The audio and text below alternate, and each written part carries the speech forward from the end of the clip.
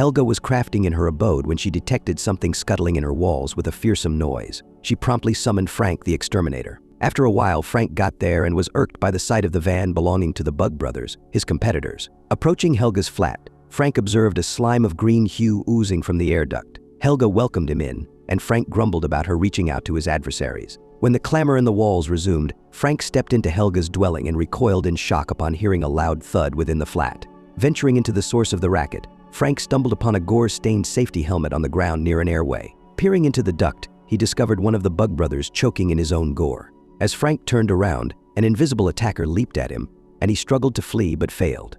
Helga observed as Frank was seized by the unseen foe, who then got sidetracked by the television. Her forgetfulness caused her to disregard the incident, and when the sounds persisted, she became frightened and rang up another pest controller. A quartet of days prior, a defiant 12-year-old named Charlotte slipped into her grandma's flat via the air duct and snapped a photo of a figurine. A spider skittered onto the back of Charlotte's hand, and she nestled it into her matchbox before slipping away through the ducts once more. Hearing a voice outside, Gunter stormed into her storage just moments after Charlotte sealed the ducts and noticed the breach in the colored pane. Arriving at her own flat, Charlotte encountered Gunter discussing with Ethan, her stepdad, about the young girl infiltrating Gunter's storage. Gunter insisted Ethan repair her pane before departing, and Charlotte tiptoed to her chamber. She then caged the spider in a transparent container and marveled as it tapped on the glass, seemingly aware of its confinement. Ethan stepped into the chamber and probed Charlotte about Gunter's storage, but she rebuffed the claim. After Ethan exited, Charlotte refocused on the spider, now dubbed Sting. Charlotte perceived her mother summoning her and proceeded to check on her needs. Heather requested Charlotte to look after her 6-month-old sibling, Liam, while she attended to some tasks. Charlotte opted to occupy herself at the living room desk when she noticed a cockroach on the surface. Sting the arachnid exhibited a response to the cockroach's presence, prompting Charlotte to place the insect in the glass container to nourish her newfound companion. Charlotte's focus momentarily shifted to her infant brother before reverting to the glass container upon detecting a noise from the spider. She observed that Sting had affixed itself to the jar's lid and spun a web. Concurrently, Ethan was mending a neighbor's tap when a cockroach plummeted onto his face, eliciting a startled reaction. His neighbor Maria drew near for a chat when they discerned baby Liam's sounds. Ethan remarked on the nature of infants, to which Maria pointed out his fortune in having his offspring by his side, contrasting with her own loss. Returning to Charlotte, the young girl was captivated by her new spider's intelligence. She instructed Sting to mimic a whistle for food, and the spider echoed the sound. Charlotte then offered Sting another cockroach and observed with fascination as it ensnared the prey in its web. Ethan descended to the basement to dispose of garbage before he came back to look after baby Liam. While Heather visited her mother's flat, she acknowledged her aunt Gunter and settled Helga into bed. Upon her return, Heather was pleased to see Charlotte and Ethan engaged in drawing together. She caught their attention and requested Charlotte to prepare the dinner table, then expressed gratitude to Ethan for the tender moment with her daughter. At dinner, the family enjoyed their meal in each other's company, oblivious to the unusually clever spider that had rapidly grown large. Before retiring, Ethan chatted with Charlotte until she dozed off. He then went to bed, and after the household settled for the night, Sting managed to open the jar and ventured into the air ducts. Gunter's parrot shrieked, witnessing Sting creep from the vent. The following morning, Charlotte endeavored to share her newfound spider knowledge with Heather and Ethan, but they were preoccupied discussing their plans. Frustrated, Charlotte left the table, leaving Ethan feeling regretful for inadvertently upsetting the young girl. Despite his efforts to bond with Charlotte, she seemed to withdraw further. Ethan worried that Charlotte harbored negative feelings towards him, but Heather comforted him, affirming Charlotte's regard for him. Charlotte respected Ethan but harbored fears of abandonment, reminiscent of her biological father's departure. Later, amidst their individual activities, Gunter's shrieks pierced the air. Ethan rushed to investigate and discovered Gunter's lifeless parrot. Gunter speculated that rodents were to blame, but Ethan suspected otherwise. Heeding Gunter's advice, Ethan summoned Frank the exterminator, who inspected the deceased bird. Frank deduced that a diminutive creature had inflicted the fatal wound from within. The parrot, in agony, likely attempted an escape through the enclosure's bars. Frank ruled out rodents as the culprits, noting their typical feeding habits didn't involve pre-digestion. Spotting a speck of blood near the air ducts, Frank deployed a smoke bomb into the vents. Charlotte was engrossed in a feline video on her bed when Sting, back in its container, echoed the cat's mew. Astonished, Charlotte played a bird's chirp, and Sting replicated the sound once more. Charlotte was enthralled by her spider's mimicry. She was arranging a sack of cockroaches when a mothball nudged towards the jar, eliciting a hostile response from Sting. Puzzled by Sting's behavior, Charlotte prodded its web with the mothball, causing it to dissolve. Sting appeared injured and frightened as it shrieked, nearly toppling the jar. Charlotte secured the jar and observed Sting, noting its considerable growth.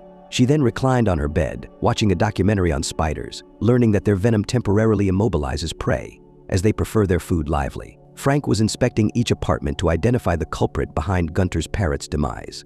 In Charlotte's room, she cautioned Frank against spraying, suggesting Sting's disapproval. Learning that Sting was a spider, Frank remarked on their unsuitability as pets, given their predatory nature. Charlotte presented Sting to Frank, who recoiled as Sting shot a web his way, intercepted by the jar. Charlotte remarked on Sting's aversion to Frank, who sensed an ominous aura about the spider. After a fruitless search, Frank cast a final glance at the vent before departing. Before retiring, Charlotte presented Sting with another cockroach, which the spider devoured with voracious appetite, signaling its continued hunger. As the household slumbered, Sting made its escape from the jar and ventured into Maria's residence. Maria's sleep was disrupted by her dog's barking, leading her to let the dog out while she indulged in a drink. Consuming some medication, Maria gazed at a family portrait, enveloped in melancholy. Stealthily, Sting emerged from behind the photograph and leapt onto Maria's visage, sinking its fangs into her cheek. The impact caused Maria to stagger backward, her head striking the floor, resulting in bleeding. Maria retreated to the lavatory to assess her condition when the venom's influence took hold, provoking vomiting and culminating in her collapse, immobilized. It was then that Sting navigated through Maria's mouth, burrowing to her stomach, ending her life from within. The following morning, Charlotte inquired about Eric, their eccentric neighbor and biology scholar. She approached Eric in his quarters, offering a modest sum for one of his aquariums. Revealing Sting to Eric, she queried about the growth rates of spiders. Eric, astounded by Sting's swift development, declared such rapid enlargement to be biologically implausible. To showcase Sting's eating habits, Charlotte dimmed the lights, as the spider showed a preference for the dark, and it emitted a feeding whistle. Eric was taken aback, pointing out that spiders are incapable of producing sounds due to the absence of vocal cords, yet Charlotte maintained that Sting was an exception. Following Sting's meal, Eric presented Charlotte with a tank at no cost, assuring her it would be suitable for a creature like Sting. Charlotte consented to leave Sting in Eric's care temporarily, extracting a promise from him to keep Ethan unaware of the spider. Meanwhile, Heather and Ethan were deliberating over a job proposition Heather had received, which promised a brighter future away from their current dwelling. Their conversation was disrupted by a disturbance emanating from the air ducts. Ethan, probing the source of the commotion, was caught off guard by Maria's dog within the ductwork. He escorted the dog back to Maria's abode but was met with silence at her entrance.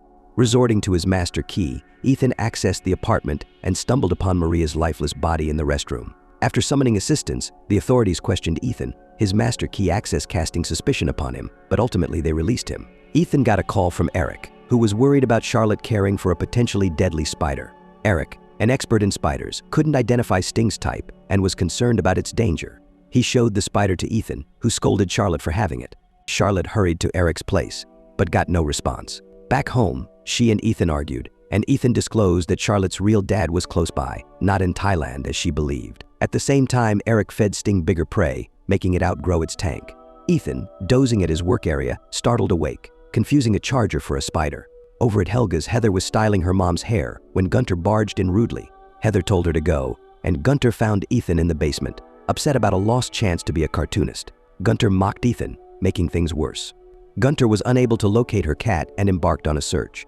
She stumbled upon an ajar vent and discerned the cat's mew emanating from within. Venturing into the ducts, her flashlight failed, and she ignited a match only to encounter Sting, which then hauled her deeper into the vents. Dawn broke, and Heather was engaged in a telephonic conversation, while Charlotte was amused by the dog's barks directed at her. Ethan, tinkering with the TV, grew irritable due to the racket, and following an electric shock, damaged the TV. Heather instructed Charlotte to escort baby Liam to another room as she needed to speak with Ethan.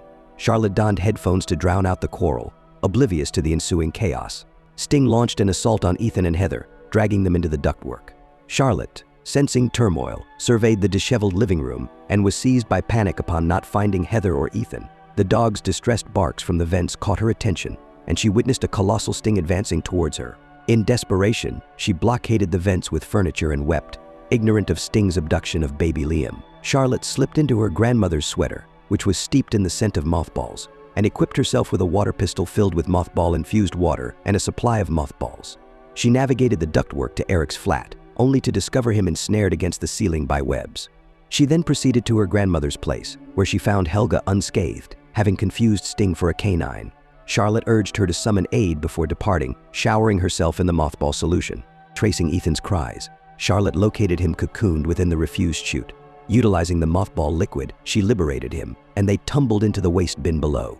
As Sting drew near, Ethan shielded Charlotte, dousing the creature with the mothball concoction. Charlotte lamented her role in nurturing a terror, but Ethan offered solace. Just then Frank, alerted by Helga, plummeted from the chute. Seized by panic and recognizing their plight, Frank demanded the keys from Ethan, who was without them. Resigned, Frank seized the final container of mothball fluid to drench himself. As Sting re-emerged, Frank brandished his power nailer and lunged at the creature. His attack struck Sting, drawing blood from the massive spider, but in the fray he inadvertently triggered the fire sprinkler, drenching them and rinsing away the mothball protection. Seizing the moment, Sting ensnared an unfocused Frank with its web and delivered a fatal blow. In the garbage compactor, Charlotte and Ethan discovered Heather and Leo, bound to the wall, with only a scant amount of mothball water remaining. Ethan dissolved the webs, and the family shared a heartfelt reunion. The sound of Sting's approach prompted Ethan to prepare to crush the arachnid with the compactor's door. But the power was disconnected, and Charlotte shielded the entrance, buying Ethan time to reconnect the electricity. Tragically, the water caused Ethan to suffer an electric shock as he plugged in the cord, leaving him unconscious. Charlotte took action, pressing the compactor's button, and they witnessed the door obliterate Sting. Cradling baby Liam, Heather administered CPR to Ethan. As Charlotte counted to 3 with her eyes shut, Ethan revived with a sharp intake of breath. The family held each other close once more, while the camera ominously captured the moment one of Sting's eggs began to hatch. Don't forget to subscribe and enable notifications to catch more videos like this. Thank you for watching.